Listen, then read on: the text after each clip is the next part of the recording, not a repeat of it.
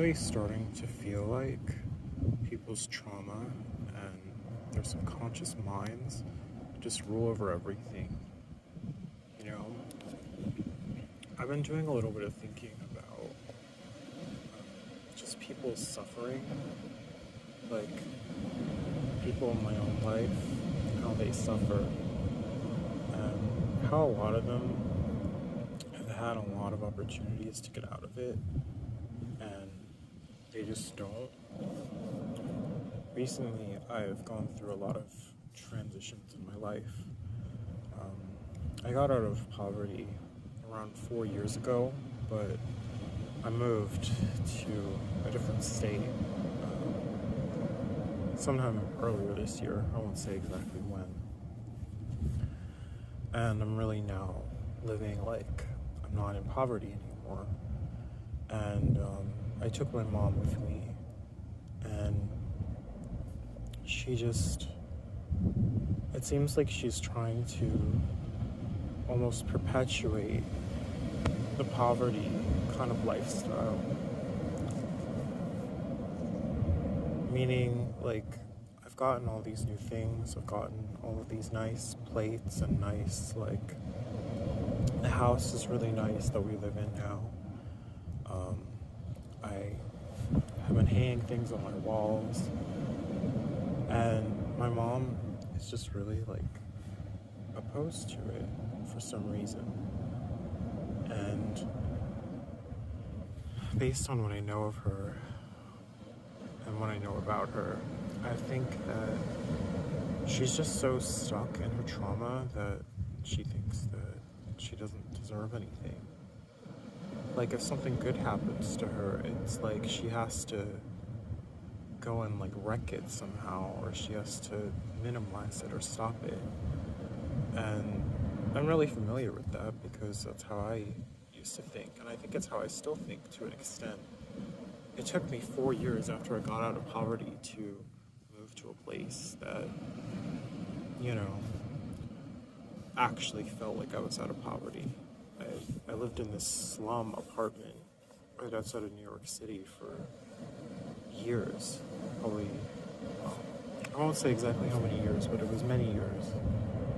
And there were a lot of drug addicts there. And not that I'm not trying to demonize drug addicts, but there was just a lot of, addiction, crime, trauma, responses, all this kind of stuff. And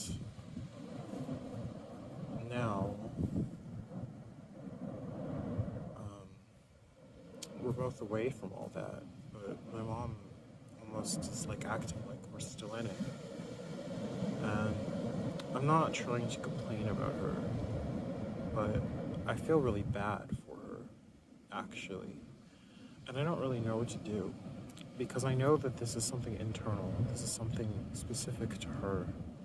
Like, this is something she needs to work through. But she's been in trauma for so long that I don't know if she would want to do any work on it or try to stop it or anything like that. My mom is over 7 years old. And so, she's been around a lot longer than me. I'm 27.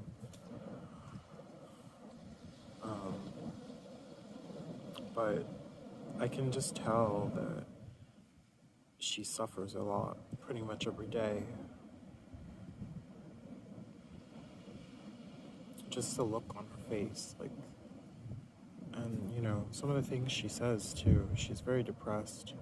She's been depressed for a long time, I think, way before I was even born. And her family, there's just so much. There's just so much trauma and so much strife that they all went through. And my mom just kind of acts like it's normal. She says, like, if anyone tries to say that she experienced trauma, she's just like, no, I didn't. My life was fine. Sometimes she doesn't. I mean, like, she'll say sometimes she will say the truth. Like when she's been in a certain mood, she's talked to me about some of the horrific things her parents did to her. But once she's back in a more kind of regulated state, that all goes away, and she acts like it never happened. And I guess it's just, it's not just her. I think it's most people. Most people are like that. Most people aren't really willing to face the truth about their past and about their traumas. And it's strange because I think a lot of the narrative in like mainstream kind of psychology or like therapy circles or whatever is to like go no contact with your family or whatever, and like don't forgive them or don't try to understand them. And that definitely is necessary for many people. I am basically no contact with quite a few people in my own family myself, but a lot of people have told me that I should go into contact with my mom because she's not willing to change. But I mean, the majority of the world isn't willing to change, to be honest. Unless I don't know, maybe I'm wrong, but I don't think there are that many people willing to work through their traumas. I think that they just kind of come out in different ways. Like, I used to really idolize rich people because I thought that they didn't have the problems that I did when I was younger.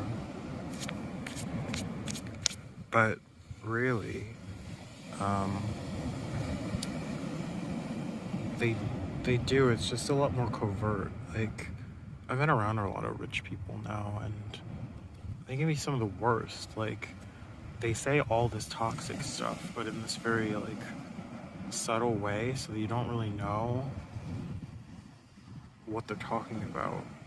And I know like all of this sounds very basic, but I don't know, I just figured I would make it into a video or record it or something because I guess it's something that I need to remember. Like, sorry, someone walked right in front of me. I didn't want to record them. But I guess I'm talking about this stuff because it's something that I need to remember. That the world is very traumatized, and people, for the most part, are really just acting upon their own trauma responses. And it's so like etched into our brains and our nervous systems that it's almost like people are these like perpetual victims of their own trauma,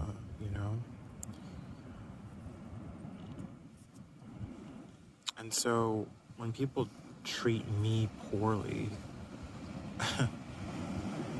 I think I've gotten a lot better at this already, but I really need to to always be thinking about that.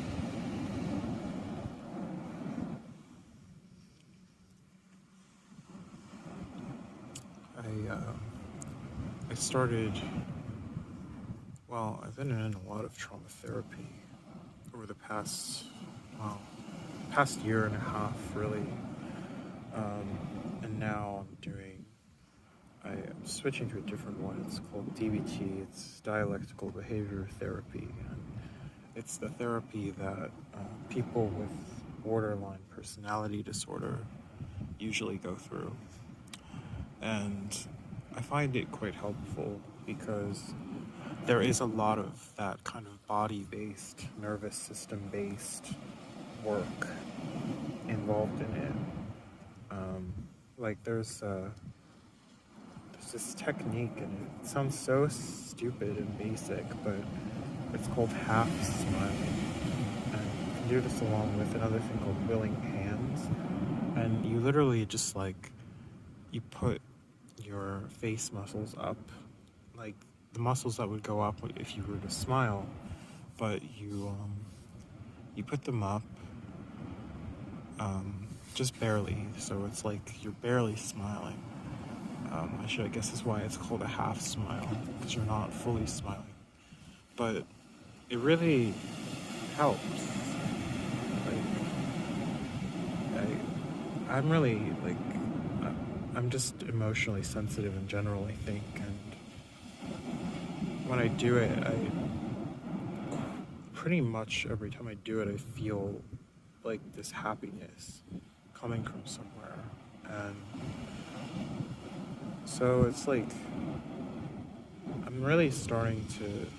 The older I get, the more I see this connection between mind and body and how important it is. And I don't know, what do I do with that? When I was younger, I really chased, money, and that's pretty much it. It's just money. I just wanted to get money so I could get out of poverty, which I did. And I'm very glad that I did that. And I'm still very interested in money. Like, one of my main interests is money and economy. Like, I'm really into crypto and stuff. I should actually make like a crypto video on this channel.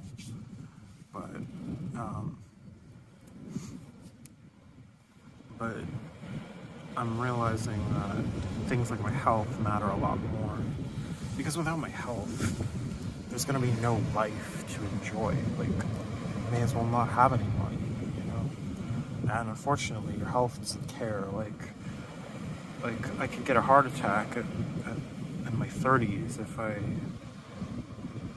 I stayed really overweight, like I was for so long. And I've lost a lot. I've lost a lot of weight. I've lost like almost 300 pounds. But I still feel unhealthy probably because I was overweight for so long. So the amount of time, I need time to heal really, but also because I'm not fully, I'm not back to a healthy weight yet. And I'm just noticing how the world is responding so differently to me as I lose weight. And I used to have all these feelings about it because of I felt like it was all about aesthetics and if I lose weight, people will think I'm attractive and want to talk to me more, which is true. It is true. People do want to talk to me more now. People treat me kind of like a normal person now, which is what I wanted for a very long time. But it's not just that. The sort of aura of health kind of emanates from me. I'm not really sure how to explain it, but people can tell when you feel good, People can tell when your resources are being directed towards other things. And when I was much heavier, my resources were always being directed towards some pain in my back, or are people looking at me, or I don't know, I used to be very depressed, so I have a bunch of depression kind of thoughts, and all of it's changing, and there's been so much healing going on.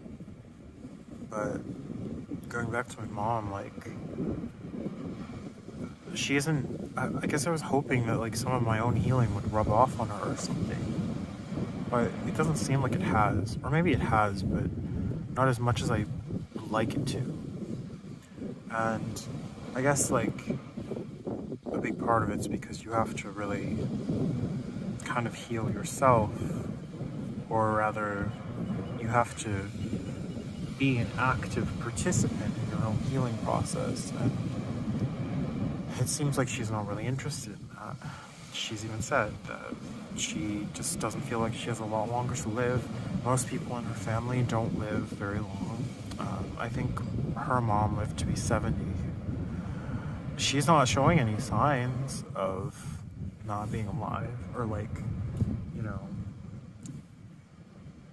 that sounds very callous, I'm sorry, but like, you know, she's not showing any signs that she's gonna depart from this earth anytime soon. Like, she's in pretty good health, but like, I think that she's just in this depressive episode or something, or like just constantly in depression, and I don't know, she wants to get out of it because like she's in therapy and she doesn't talk about the real stuff in therapy. She talks about surface level, which doesn't help. I mean, it helps a little bit, but it's not going to help you like fully realize your potential and everything. Like, I see a lot of positivity and beauty in my mom, but it's so covered up, it's so masked by all these trauma responses she has. Like, she's so anxious all the time, and she annoys people with how like anxious she gets, because she gets really, it comes out as anger, so she seems like this very mean, grouchy old person.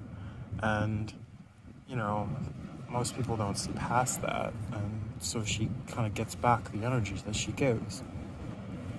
And so she doesn't really want to be around people much anymore. She doesn't even really leave the house much.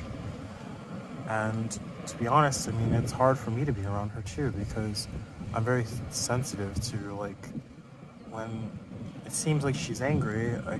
I always tend to think she's angry at me, even though I know she's not. I just haven't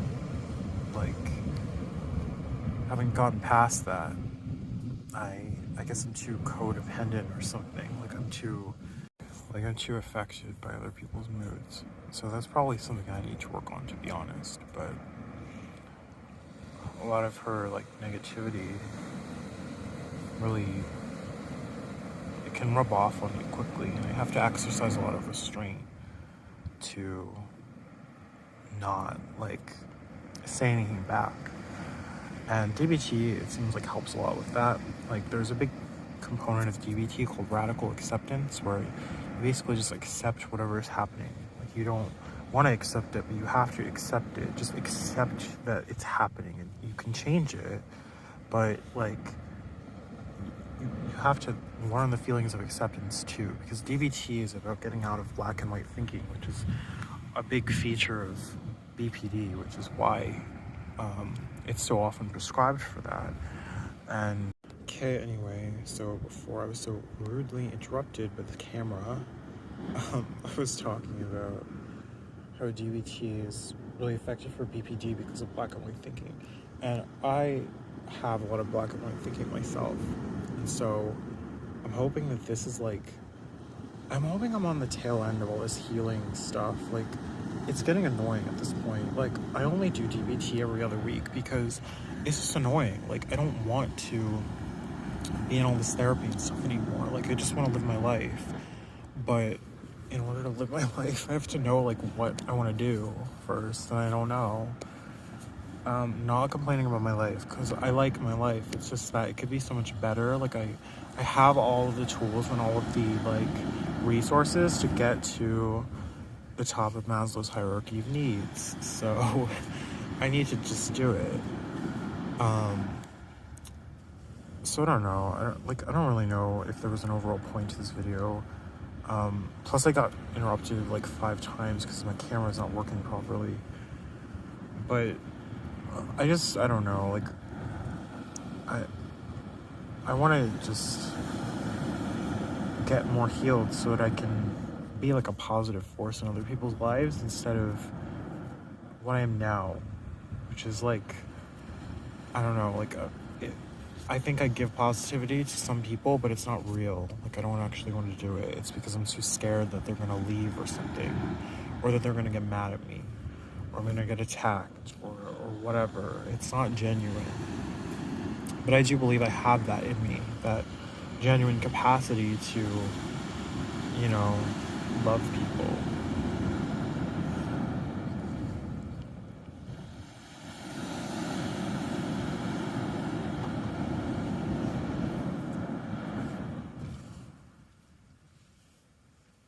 not saying I don't love people.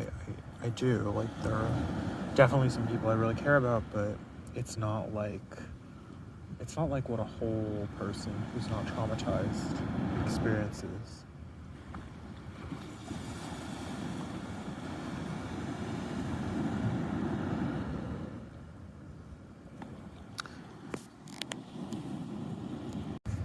Speaking of that subject, I was going to talk about that a little bit. So, like,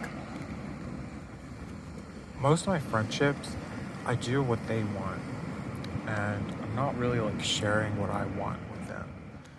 And that's a really negative dynamic, you know? I think that as I've matured and healed a bit, the people that I interact with get to be less and less narcissistic because I have more to offer them. But some of my friendships are from a couple years ago when I was still very much in that state of, like, people pleasing to the extreme.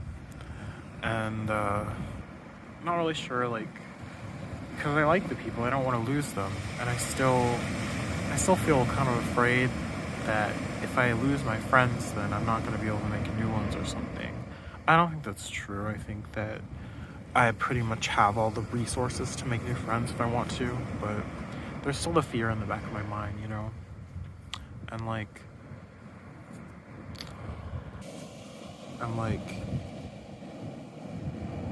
the ability,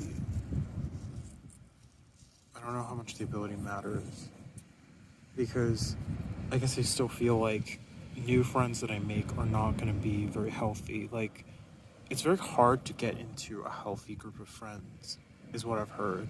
It's easy to get into a dysfunctional group, but healthy people are a lot more, like, guarded. And a lot of the things about me, like being autistic, for example, are going to put them off. Like, they're going to think it's weird. They're going to think that I am fake because I am, because most of how I am is pretty fake. And they're not going to, like, want me to be around them, a lot of them. And so it's like this catch-22 almost. Like, I don't know what am I supposed to do with that? I guess I have to heal more, really, I guess. Because, I mean, like, most of my weirdness comes from my anxiety. I don't think it comes from autism directly much. There is some that does, but not most of it, if that makes sense. Like, I could talk and be like a normal person with, you know, if I had, like, no anxiety, but that almost never happens. Like, I always have anxiety. So, like, but I guess the fact that I'm, like, starting to get kind of tired of these friendships where I just do what they want and they don't seem to care about me or, like, want to get to know me, really. It seems like that is a sign that I am healing, actually. And so, like, I guess it's just the next step that I'm unsure of.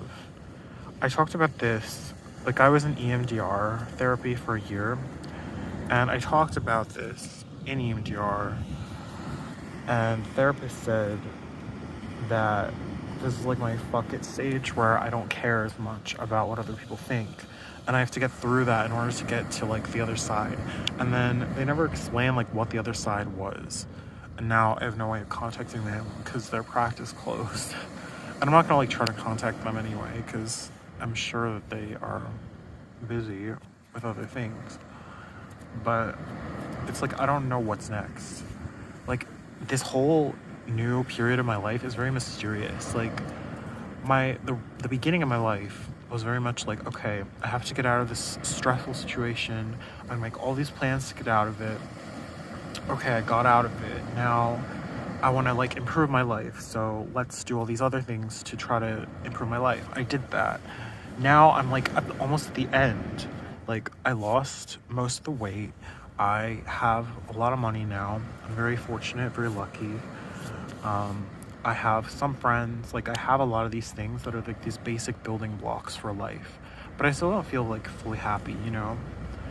And I guess this is where, like, people start doing weird stuff, like, not weird, like really cool stuff. Like, I don't know, like, if I had no, like, like if my mom weren't a factor, if I weren't afraid of losing my job and like not having a job, all this stuff, like, I probably would have moved by now. I would move to like some like way different place. Like, I moved to a different state, but it's not like, it's like 15 minutes away or something. Like, it's not a huge deal. It's just the fact that I happened to be like near another state. But I guess I would do like some really big move and like just change everything. But it's like, what is that really doing? Like, what is that actually changing? It's just changing my environment. It's not changing anything about myself. But like, what do I need to change now? Like, I don't know. See, I don't know. And I don't know how to find out either. Like, I came to the beach today because, I don't know, I felt like I needed it. I've been going through a lot with my family stuff.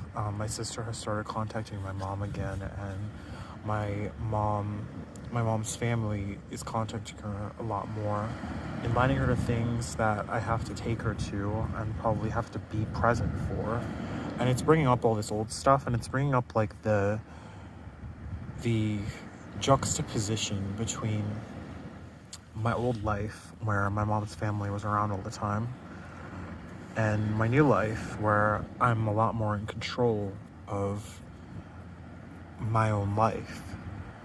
And now, like, when I go to this thing, like, there's still gonna be some yard party or something in my grandma's house. My grandma died when I was like 5, and I guess my uncle lives there now. And so it's gonna be this weird nostalgia trip, but it's gonna be depressing, I feel like. Maybe it won't. Maybe it won't be depressing. But I'm guessing that it will, because, like, I don't know, it's like when I go to downtown, like go to Manhattan or something, and see a bunch of homeless people. Like, I don't know, that probably sounds so mean, but like, it's kind of true. Like, I see, like, these people are so locked in their trauma, even worse than my mom is, because those people have not even done any therapy or anything, so they're in a way worse spot than my mom. And I'm gonna have to like be around them the whole time, and it's gonna be so awkward because I'm gonna feel bad for them, but at the same time they're probably gonna be very mean to me because they always were. Maybe they'll be like, oh wow, we respect you so much now because you're successful. But I doubt it. I really doubt it. I think they're gonna be jealous. I think that my mom talks to them sometimes, and they just sound very jealous. And it's like, I don't know what to say.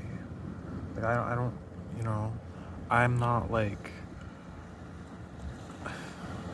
what, am I supposed to just stay poor because, like, for them? For these people that I never even see? It doesn't make any sense. So, it's just a weird juxtaposition, and I don't know, maybe it'll be like this, like, maybe I'll remember, I'm guessing I'll remember it for a really long time, because, like, I don't know, like, it's like proof, almost, that my life has gotten better, because my nervous system, like, my body and parts of my mind, I'm sure, like, they have not gotten used to it yet. They still think that I'm this person who's like beneath everyone else, they think that I'm just this loser who hasn't accomplished anything. I really downplay my accomplishments a lot, and like, when I tell them to people, a lot of them are impressed, but it seems like a lot of the people in my life, they just are like, oh yeah, whatever, okay, like, you're in poverty or not, like, everyone should do that. But it's not that easy. So I don't know, like, I'm definitely not making any sense, but I just wanted to make a video. Like, I haven't made a video since this transition started happening in my life, and so I wanted to. So, I don't know, like, I just wanted to get something out. Like, off my chest, I guess.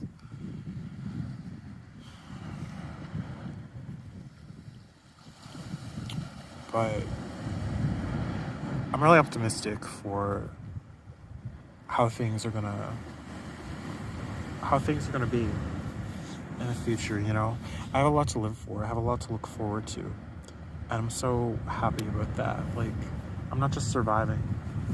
You know that book, CPTSD, From Surviving to Thriving? Like, I feel like I'm getting close to thriving now. And I think